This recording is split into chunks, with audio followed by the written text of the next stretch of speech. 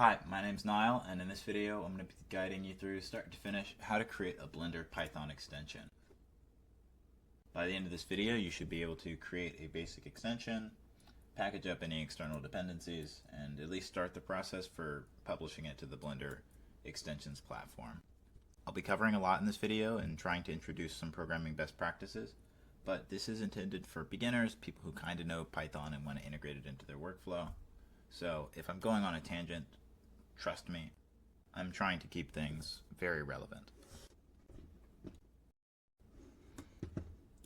So jumping right into things, Blender gives you a freebie off the jump. If you go into Edit, Preferences, and you'll see this option in the display section called Python Tooltips.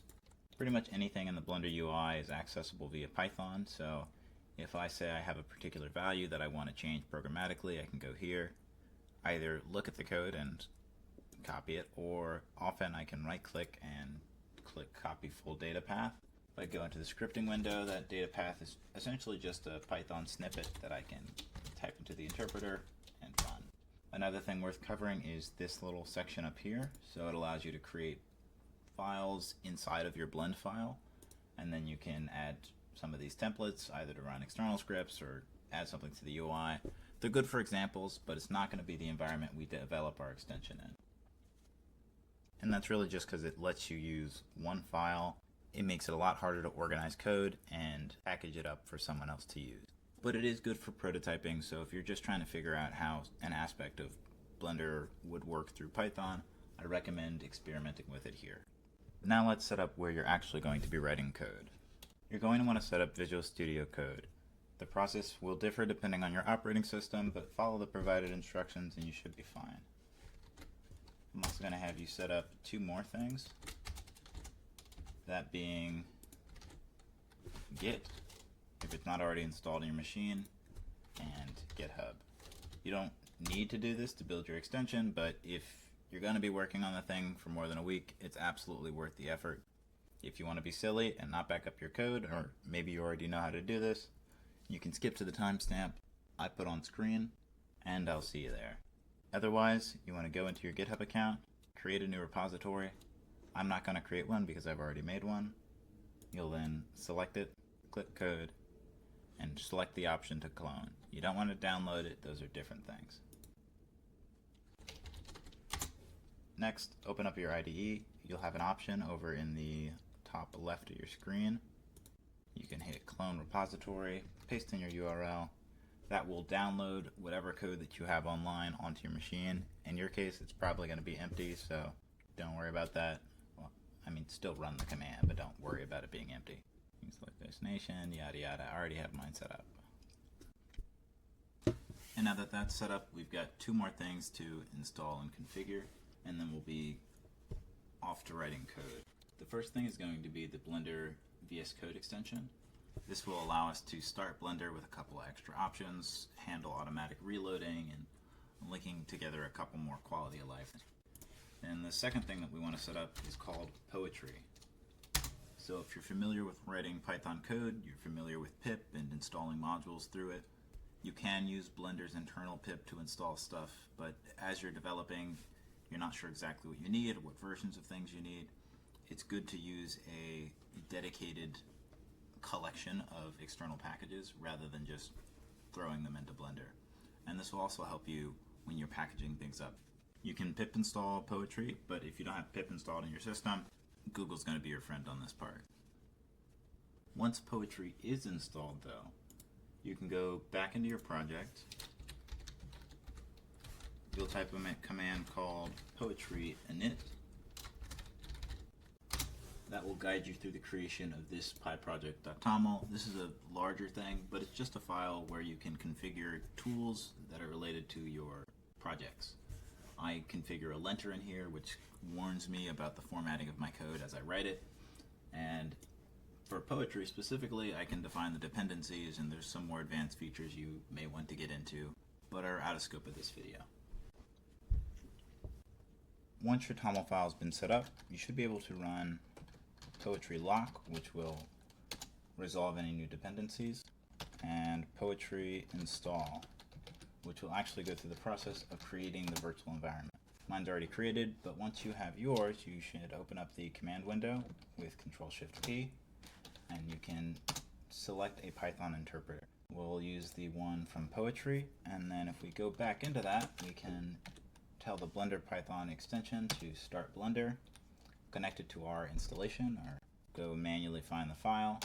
And now we have a Blender Python installation which can access the dependencies we install in our virtual environment. If you want to add a new dependency, you can go into the terminal and use the Poetry add command. That'll go through the process of resolving any changes and installing the dependency. Now that we have the virtual environment configured, let's get into actually writing code. Now with all of our tools configured, you're going to want to stop and restart Blender with the VS Code extension, and then we're going to have two ways to proceed about writing Blender Python. You can either write a script, which is just a file that lives in a folder of the same name, kind of the same thing as that IDE you had inside of Blender, but with all our extra functionality. And you can command window, run script, it'll run just fine. If instead you want to continue with making an extension, you'll need to convert your repository into a Python package. And that means adding an init.py file. The init file is going to be the first thing that gets run when your code is imported. So Blender expects it to have the register and unregister functions defined as part of setting up its UI component. I also go through the trouble of setting up some logging, a little free Python tip. If you want to level up just a little bit, instead of using print, use logging.info. Generally it'll run the same, but if you get into wanting to route certain logs into a file or add some special formatting or timestamps to stuff automatically, it's fairly easy to configure the logging modules to do that without having to go in and rewrite a bunch of stuff. As you can see, I don't actually define the register and unregister functions in this file. One of the benefits of having things as a package is you can do relative imports. So I just say in the current directory, grab the menu file and grab the functions I define here. So I don't actually write this file. This is generated by some AI code. I essentially say I want a menu that has these options, and it'll call this function, which takes whatever arguments that function has, and it shows up in this particular place in the Blender UI. And then when I actually do the stuff that's hard, I can define that in a separate file and say, write whatever code I have to write. So that part I actually have to write. Aside from organizing your code, I mentioned before that the Blender extension will attach a debugger. So the benefit of that, if you haven't already used one, is we can go somewhere in our code and we can say here, at something called a breakpoint, and then when I run my code in the UI, once it hits that point, the code will pause, it'll show me all the variables that are defined, and I can kind of just start debugging what's going on. I could say continue forward one step, what happens, what happens, what happens, or just let the code keep continuing. So assuming now you have a file which contains your logic, you have a file which contains your menu, and you have a file to initialize your add-on, we're going to transition to what does actually packaging and publishing your extension look like. Sort of how like add-ons used to have the BL-info dictionary, extensions have a Blender manifest TOML file. That's where you'll define the versions you're compatible with, the name of your extension, any dependencies that need to be installed, and any files in your workspace that you don't want packaged up inside of the zip file that gets created.